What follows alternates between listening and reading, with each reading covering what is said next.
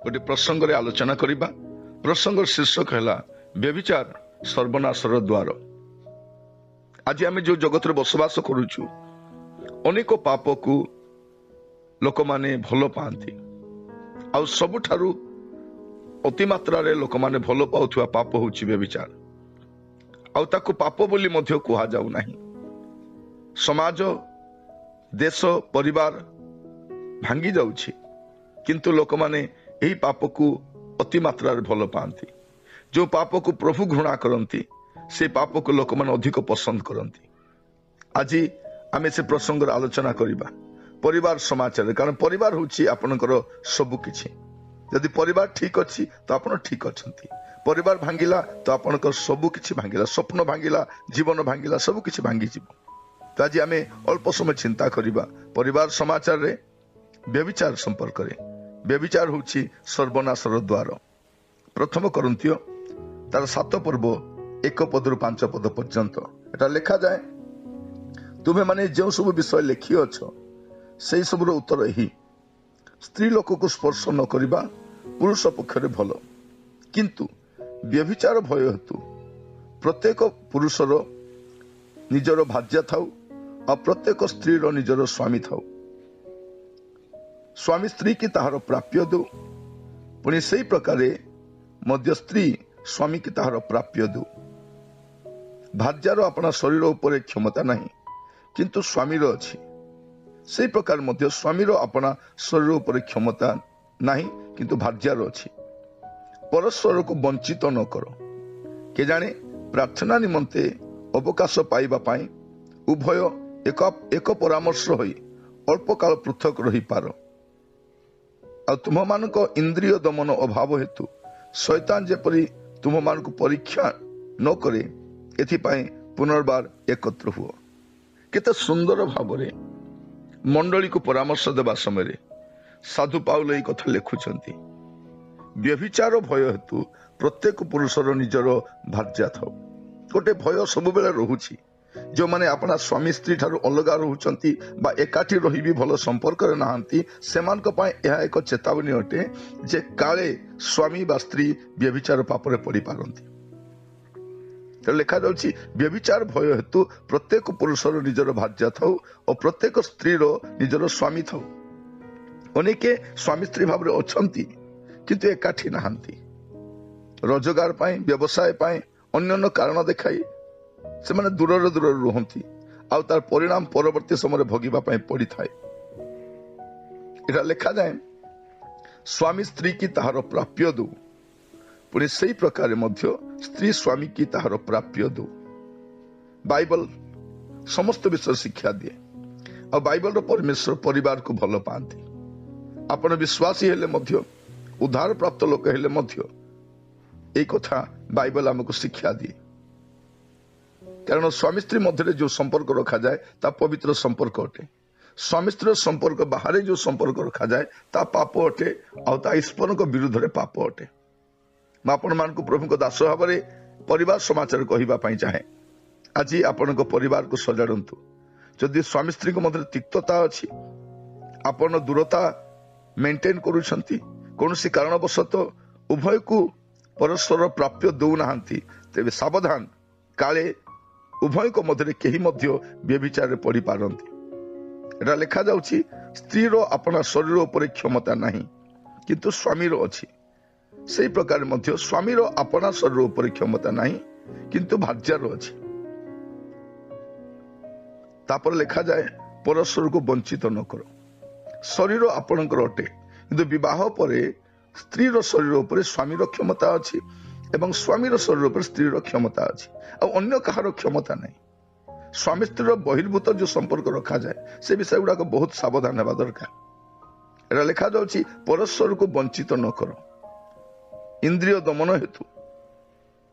कारण इंद्रिय को दमन करबा पाई जदि कष्टकर होउछि शैतान आपन को फांदरे पकाई पारे।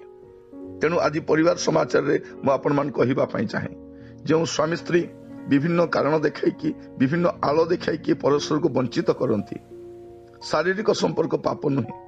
स्वामी स्त्री मध्य आप जिते पवित्र हुंतु जिते धार्मिक हूँ जिते प्रार्थनाशील हूँ स्वामी स्त्री संपर्क पवित्र संपर्क अटे।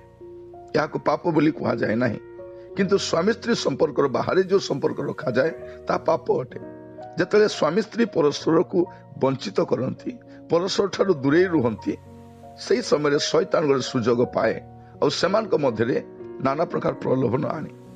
ଯଦି କୌଣସି ସ୍ୱାମୀ ବା ସ୍ତ୍ରୀ ସେ ଯଦି କୌଣସି ବ୍ୟଭିଚାର ପାପରେ ପଡ଼ନ୍ତି, ତାହା ଏହାର କାରଣ ଅଟେ ଯେ ସେମାନେ ପରସ୍ପରକୁ ବଞ୍ଚିତ କରନ୍ତି, ପରସ୍ପର ପ୍ରାପ୍ୟ ଦିଅନ୍ତି ନାହିଁ, ଯଥା ସେମାନେ ପରସ୍ପର ଠାରୁ ଦୂରେଇ ଅନ୍ୟତ୍ର ସମ୍ପର୍କ ରଖିବା ପାଇଁ ପସନ୍ଦ କରନ୍ତି। ମୁଁ ଆଜି ପ୍ରଭୁଙ୍କ ଦାସ ଭାବରେ ବାଇବଲରେ ବିଷୟଟି କହିବା ପାଇଁ ଚାହେଁ। ଏହି ଦିଗରେ କେହି କଥାବାର୍ତ୍ତା ହୁଅନ୍ତି ନାହିଁ, ଶିକ୍ଷା ଦିଅନ୍ତି ନାହିଁ, ଯାହାଦ୍ୱାରା ଆମେ ଏହି ଦିନ ମାନଙ୍କ ଦେଖୁଛୁ ମଣ୍ଡଳୀ ମଧ୍ୟରେ, ଅନୁଷ୍ଠାନ ମଧ୍ୟରେ, ସେବା କାର୍ଯ୍ୟ ମଧ୍ୟରେ, ଖ୍ରୀଷ୍ଟିଆନ ସମ୍ପ୍ରଦାୟ ମଧ୍ୟରେ ଅନେକ ପ୍ରକାର ପାପ ଦେଖାଯାଏ। ମୁଁ ପ୍ରଭୁଙ୍କ ଦାସ ଭାବରେ ଅନୁରୋଧ କରିବି, ସ୍ୱାମୀ ସ୍ତ୍ରୀ ମାନେ ଆପଣା ସମ୍ପର୍କକୁ ମଜବୁତ କରନ୍ତୁ, ସୁଧାରନ୍ତୁ ଏବଂ ଗୋଟେ ମଧୁର ସମ୍ପର୍କ ସ୍ଥାପନ କରିବା ପାଇଁ ଚେଷ୍ଟା କରନ୍ତୁ। ହିତୋପଦେଶ ତାର 6 ପର୍ବ 29 ପଦରେ ଗୋଟେ କଥା ଲେଖାଯାଏ, ଆପଣା ପ୍ରତିବାସୀର ସ୍ତ୍ରୀ ଠାରେ ଯେଉଁ ବ୍ୟକ୍ତି ଗମନ କରେ ସେ ତଦ୍ରୂପ, ଯେ ତାକୁ ଛୁଇଁ ସେ ଅଦଣ୍ଡିତ ନହିବ। ଦେଖନ୍ତୁ, ପର ସ୍ତ୍ରୀକୁ ଛୁଇଁବା ପାଇଁ ବା ପର ପୁରୁଷକୁ ଛୁଇଁବା ପାଇଁ ମଧ୍ୟ ବାଇବଲ ମନା କରେ, କାରଣ ତଦ୍ୱାରା ଅନେକ ପାପ ସୃଷ୍ଟି ହେଇଥାଏ। ଆଜି ମୁଁ ଆପଣମାନଙ୍କୁ ପ୍ରଭୁଙ୍କ ଦାସ ଭାବରେ ଇନକରେଜ କରିବା ପାଇଁ ଚାହେଁ, ଚେଷ୍ଟା କରନ୍ତୁ ଆପଣଙ୍କ ସମ୍ପର୍କକୁ ମଜବୁତ କରିବା ପାଇଁ। କାରଣ ଆମେ ଯେଉଁ ସମୟରେ ବସବାସ କରୁଛୁ ଏ ସମୟକୁ କୁହାଯାଉଛି ବ୍ୟଭିଚାରୀ ବଂଶ ବୋଲିକି, ଆଡଲ୍ଟରସ୍ ଜେନେରେସନ। ଚାରିଆଡେ ପାପ ହିଁ ପାପ, ଗୋଟେ ବ୍ୟଭିଚାରର ପ୍ରଦୂଷଣ ମଧ୍ୟରେ ଆମେ ବାସ କରୁଛୁ। ଆପଣମାନେ ସେବା କ୍ଷେତ୍ରରେ ଯାଆନ୍ତୁ ବା ବାହାରେ କାର୍ଯ୍ୟ କରିବା ପାଇଁ ଯାଆନ୍ତୁ, ଅଫିସରେ ଯାଆନ୍ତୁ, କଲେଜରେ ଯାଆନ୍ତୁ, ଆପଣ ଯୋଉଠିକି ଯାଆନ୍ତୁ ନା କାହିଁକି, ଆପଣ এই ପାପକୁ ପୂର୍ଣ୍ଣ ମାତ୍ରାରେ କାର୍ଯ୍ୟ କରିବା ଦେଖିବେ। ଆଉ ଶୈତାନ ମଧ୍ୟ ଲାଗି ପଡିଛି କିପରି ପରିବାର ଗୁଡିକ ଭ୍ରଷ୍ଟ ହୁଅନ୍ତୁ, ନଷ୍ଟ ହୁଅନ୍ତୁ, ବିପଥଗାମୀ ହୁଅନ୍ତୁ। ତେଣୁ ମୁଁ ଆପଣମାନଙ୍କୁ କହିବା ପାଇଁ ଚାହେଁ, ଚେଷ୍ଟା କରନ୍ତୁ ସ୍ୱାମୀ ସ୍ତ୍ରୀ ଆପଣଙ୍କ ସମ୍ପର୍କକୁ ମଜବୁତ କରିବା ପାଇଁ, ମଧୁର କରିବା ପାଇଁ, ପରସ୍ପର ମଧ୍ୟରେ ଆନନ୍ଦ ଆମୋଦ କରି ରହିବା ପାଇଁ। ପ୍ରଭୁ ଆପଣମାନଙ୍କୁ ସାହାଯ୍ୟ କରନ୍ତୁ। ପରିବାର ସମାଚାର ସର୍ବଦା ତତ୍ପର ଅଟେ। ପରିବାର କି ପ୍ରକାର ଗୋଟେ ସୁସ୍ଥ ବାତାବରଣ ମଧ୍ୟରେ ବାସ କରିବ, ଗୋଟେ ସୁସ୍ଥ ସମ୍ପର୍କ ସ୍ଥାପନ କରିବା ପାଇଁ ଉଭୟ ସ୍ୱାମୀ ସ୍ତ୍ରୀକୁ ପ୍ରଭୁ ସାହାଯ୍ୟ କରନ୍ତୁ। ବିବେଚନାର ସହିତ ସମ୍ପର୍କ ସ୍ଥାପନ କରନ୍ତୁ, ନଚେତ ପରବର୍ତ୍ତୀ ସମୟରେ ଆପଣଙ୍କୁ ଅନୁତାପ କରିବା ପାଇଁ ପଡିବ। ଯଦି ଆପଣଙ୍କ ସ୍ୱାମୀଙ୍କୁ ଆପଣ ବଞ୍ଚିତ କରୁଛନ୍ତି ବା ଆପଣଙ୍କ ସ୍ତ୍ରୀଙ୍କୁ ଆପଣ ସମ୍ପର୍କରୁ ବଞ୍ଚିତ କରୁଛନ୍ତି, ମନେ ରଖନ୍ତୁ ପରବର୍ତ୍ତୀ ସମୟରେ ତାହା ଅନ୍ୟ ରୂପ ଧାରଣ କରିପାରେ, ଯଦ୍ୱାରା ଆପଣଙ୍କ ପରିବାରରେ ଆହୁରି ବିରାଟ ବିରାଟ ସମସ୍ୟା ଦେଖାଯିବ। ତେଣୁ ମୁଁ ଆପଣଙ୍କୁ ପ୍ରଭୁଙ୍କ ଦାସ ଭାବରେ ଚେତାବନୀ ଦେବା ପାଇଁ ଚାହେଁ, ପରାମର୍ଶ ଦେବା ପାଇଁ ଚାହେଁ, ଏହି ସମ୍ପର୍କରେ ଏଟାକୁ ଆପଣ ଚେତନା ବୋଲି ନେଇପାରିବେ, ନଚେତ ପରବର୍ତ୍ତୀ ସମୟରେ ଆପଣଙ୍କୁ ଅନୁତାପ କରିବା ପାଇଁ ପଡିବ ଯେ ଆପଣଙ୍କ ସ୍ୱାମୀଙ୍କୁ ବା ଆପଣଙ୍କ ସ୍ତ୍ରୀଙ୍କୁ ଆପଣ ତାଙ୍କର ପ୍ରାପ୍ୟ ଦେଇନାହାନ୍ତି। ଚେଷ୍ଟା କରନ୍ତୁ ମଧୁର ସମ୍ପର୍କ ସ୍ଥାପନ କରିବା ପାଇଁ। ପ୍ରେମର ବୟସ ନାହିଁ। ଶାରୀରିକ ସମ୍ପର୍କକୁ ବାଇବଲରେ ପାପ ବୋଲି କୁହାଯାଏ ନାହିଁ। ସ୍ୱାମୀ ସ୍ତ୍ରୀ ମଧ୍ୟରେ ଯେଉଁ ସମ୍ପର୍କ ତା ମଧୁର ସମ୍ପର୍କ ଅଟେ ଏବଂ ପବିତ୍ର ସମ୍ପର୍କ ଅଟେ। ପ୍ରଭୁ ଆପଣମାନଙ୍କୁ ପ୍ରତ୍ୟେକଙ୍କୁ ଏହା ବୁଝିବା ପାଇଁ ସାହାଯ୍ୟ କରନ୍ତୁ। ପ୍ରଭୁଙ୍କ ଦାସ ଭାବରେ ମୁଁ ପ୍ରାର୍ଥନା କରିବା ପାଇଁ ଚାହେଁ। ପିତା ପରମେଶ୍ୱର, ଏହି ସମୟରେ ମୁଁ ପ୍ରାର୍ଥନା କରୁଛି ପ୍ରଭୁ ଅନେକ ସ୍ୱାମୀ ସ୍ତ୍ରୀ ମଧ୍ୟରେ ପ୍ରଭୁ ଏହି ଦିନ ମାନଙ୍କରେ ପ୍ରେମର ଶିଥିଳତା ଦେଖାଯାଉଛି, ଯଦ୍ୱାରା ପ୍ରଭୁ ସେମାନେ ଅନ୍ୟତ୍ର ସମ୍ପର୍କ ରଖିବା ପାଇଁ ଆଗକୁ ବଢୁଛନ୍ତି। ପ୍ରଭୁ ଏହି ଦିନ ମାନଙ୍କର ବ୍ୟଭିଚାର ପାପ ଚାରିଆଡେ ଦେଖାଯାଉଛି। ପ୍ରଭୁ ପ୍ରାର୍ଥନା କରୁଛି ପ୍ରଭୁ ଉଭୟ ସ୍ୱାମୀ ସ୍ତ୍ରୀ ମାନେ ସମୟ ପୂର୍ବରୁ ଯେପରି ବୁଝିପାରିବେ ଏବଂ ପରସ୍ପର ମଧ୍ୟରେ ଗୋଟେ ମଧୁର ସମ୍ପର୍କ ସ୍ଥାପନ କରିପାରିବେ, ଏଥିପାଇଁ ଅନୁଗ୍ରହ କର। ପିତା ପରମେଶ୍ୱର, ଆପଣଙ୍କ ଦାସ ଭାବରେ ମୁଁ ପ୍ରାର୍ଥନା କରୁଛି ପ୍ରଭୁ ପ୍ରତ୍ୟେକ ପରିବାର ବ୍ୟଭିଚାର ପାପରୁ ମୁକ୍ତ ହୁଅନ୍ତୁ। ପ୍ରଭୁ ସ୍ୱାମୀ ମାନେ ଆଉ ସ୍ତ୍ରୀ ମାନେ ପ୍ରଭୁ ଯେପରି ଆପଣାର କର୍ତ୍ତବ୍ୟକୁ ବୁଝିପାରିବେ, ପୁଣି ସେମାନଙ୍କ ସମ୍ପର୍କକୁ ସଜାଡ଼ି ପାରିବେ, ଏଥିପାଇଁ ଅନୁଗ୍ରହ କର। ପିତା, ମୁଁ ପ୍ରାର୍ଥନା କରୁଛି এই ଦିନ ମାନଙ୍କରେ ଯେଉଁ ପରିବାର ଗୁଡିକ ପ୍ରଭୁ ବିଭିନ୍ନ ପ୍ରକାର କ୍ରାଇସିସ୍ ମଧ୍ୟ ଦେଇ ଯାଉଛନ୍ତି, ସ୍ୱାମୀ ସ୍ତ୍ରୀଙ୍କର ସମ୍ପର୍କରେ ଯେଉଁ ଦୁର୍ବଳତା ଆସୁଛି, ଶୈତାନ ଯେଉଁ ପ୍ରଭୁ ଫାନ୍ଦ ସୃଷ୍ଟି କରୁଛି, ମୁଁ ପ୍ରାର୍ଥନା କରି ପ୍ରଭୁ ସେମାନଙ୍କୁ ରକ୍ଷା କର। ପ୍ରଭୁ ବ୍ୟଭିଚାର ପାପରୁ ଉଭୟ ସ୍ୱାମୀ ସ୍ତ୍ରୀ ମାନଙ୍କୁ ରକ୍ଷା କର। ପ୍ରଭୁ ଆମର ମଣ୍ଡଳୀ ପବିତ୍ରତାର ଆଗକୁ ବଢିବା ପାଇଁ ସାହାଯ୍ୟ କର। ପ୍ରଭୁ ଆପଣଙ୍କ ବିରୁଦ୍ଧରେ ପାପ ନ କରିବା ପାଇଁ ଉଭୟ ସ୍ୱାମୀ ସ୍ତ୍ରୀଙ୍କୁ ପ୍ରଭୁ ସାହାଯ୍ୟ କର। ପ୍ରଭୁ ସେମାନେ ଯେପରି ଆପଣା ସମ୍ପର୍କକୁ ମଜବୁତ କରି ପ୍ରଭୁ ଆଗକୁ ବଢି ପାରିବେ, ଏଥିପାଇଁ ଅନୁଗ୍ରହ କର। ଆପଣଙ୍କ ଦାସ ଭାବରେ ପ୍ରଭୁ ମୁଁ ପ୍ରାର୍ଥନା କରୁଛି, ଦୟାରେ ମୋର ପ୍ରାର୍ଥନା ଶୁଣ। এই ପ୍ରାର୍ଥନାଟି ମୋର ପ୍ରାଣର ପ୍ରିୟ ଯୀଶୁଙ୍କ ନାମରେ ମାଗିଲି, ଆମିନ୍। ପ୍ରଭୁ ଆପଣମାନଙ୍କୁ ଆଶୀର୍ବାଦ କରନ୍ତୁ।